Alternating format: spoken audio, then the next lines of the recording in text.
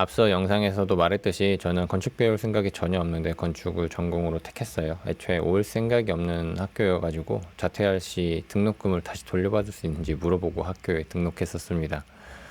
그리고 학교에 등록하고 바로 군역을 해결했기 때문에 처음 학교에 다닐 때는 아는 사람이 하나도 없었어요. 첫 학기는 정말로 말 한마디 하지 않고 다녔던 것 같습니다. 그때는 왜 그랬는지 모르겠는데 나이 차이가 엄청나게 난다고 생각했어요. 신입생들이랑 저랑. 지금 생각해보면 똑같은 나이인데 말입니다. 어쨌든 제가 다녔던 학교는 1학년들은 과측에서 시간표를 짜줬던 것 같아요. 그래서 같은 사람들과 같은 수업을 들었던 것 같습니다. 그런데 저는 신입생이 아니어서 여기에 포함되지 않았죠. 그래서 원하는 시간표를 만들 수 있기도 했지만 뭐 같은 강의여도 암묵적으로 특정 학과만을 위해 개설된 강의를 신청했다가 뭐 최대 삐뿔밖에 줄 수 없다는 소리를 듣고 뭐 강의를 철회했던 기억도 나네요. 그나마 가장 마음에 들었던 과목 중 하나로 기억이 나는 건 글을 쓰고 토론하던 교양 과목이었습니다. 당시에는 몰랐지만 지금 찾아보니 그 수업을 했던 선생은 베냐민을 전공한 선생이었네요. 그래서 이제 이런 토론 방식의 수업을 꽤 잘 이끌었습니다. 지금은 정확히 기억나진 않지만 조를 나눠 수업을 했고요. 특정 주제에 대해 어떤 조가 발표를 하면 그에 대해 토론을 하고 각 조의 의견을 정리하고 짧게 적어서 제출했던 기억이 납니다. 제 대학 새내기 시절 유일한 친구는 제가 이 대학을 다니면서 1년간 얹혀 살았던 사촌 형이에요. 건설사 연구소에 다니던 사촌 형으로부터 강의실에서 배운 것을 확장해 나갈 수 있었습니다.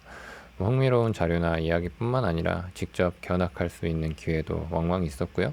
사촌 형의 외근을 따라 나서기도 했었습니다. 또 대학 시절에 어떻게 공부해야 되는지, 학교는 어떻게 다녀야 하는지 이런 것도 이제 습득할 수 있었죠. 또 한 가지 우연찮은 일은 부모님이 작은 건축물을 짓기 시작했다는 겁니다. 건축을 공부하며 직접 그 지식을 써볼 일이 생긴 겁니다. 저 건축물을 설계한 사무실에서 잠깐 일을 하기도 했고요. 부모님의 건축물을 설계한, 그리고 집이 지어지는 여러 과정을 지켜보고 참여할 수도 있었습니다. 그래서인가 저는 건축공학과에 다닌 4학기 동안 늘 장학금을 받았습니다.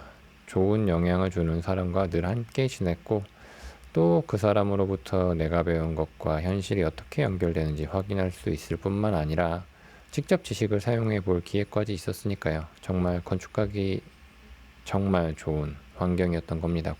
건축을 공부하기. 첫 학기가 지나서 군대에 복학한 아이들이 있어서 나름 이제 학교에 친구들도 생겼고요. 별 문제 없이 학교를 잘 다녔습니다.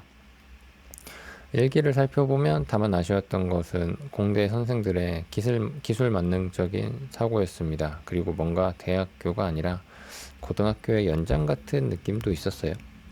그냥 외우는 공부를 하고 이런 느낌. 그리고 아이들도 뭐 특별히 어떤 의견을 개진하거나 뭐 학교에 뭐 대자보가 붙는 거나 뭐 이런 것도 되게 적었던 것 같아요. 뭐 어떻게 생각해보면 그냥 이런 상황에서 만족했어야 한다는 생각도 합니다. 내심 속으로는요. 아무 생각도 없이 선택한 전공이 이렇게 재밌는데 정말 내가 하고 싶어서 선택한 전공이라면 얼마나 재밌을까 이런 생각이 그런데 자꾸 들었어요. 학교에 이제 다니는 처음 순간부터요. 그래서 이제 다시 철학과로의 여행이 시작된 거죠.